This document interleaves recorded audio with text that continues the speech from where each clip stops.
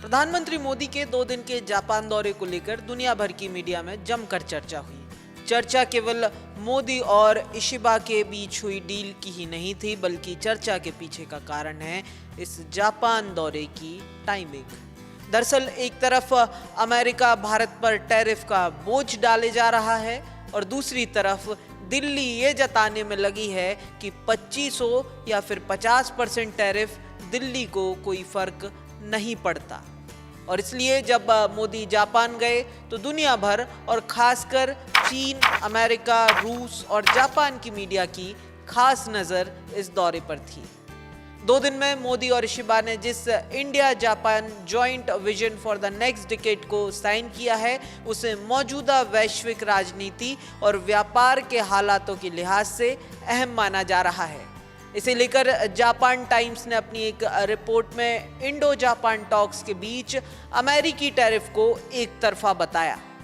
Japan times ने लिखा, Japan और भारत के बीच व्यापार और सुरक्षा सहित कई क्षेत्रों में सहयोग बढ़ाने पर सहमति हुई है।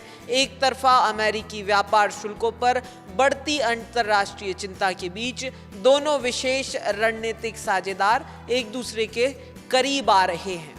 वहीं वॉशिंगटन पोस्ट ने भारत जापान के बीच बायलैटरल समझौतों को लेकर कहा, भारत और जापान ने आर्थिक संबंधों को मजबूत करने के साथ साथ ऊर्जा और रक्षा सहित अन्य क्षेत्रों में सहयोग बढ़ाने पर सहमति बनी है, क्योंकि दोनों एशियाई शक्तियां चीन के बढ़ते प्रभाव और अमेरिकी टैरिफ जैसे समान चुनौतियों का सामना कर रही हैं।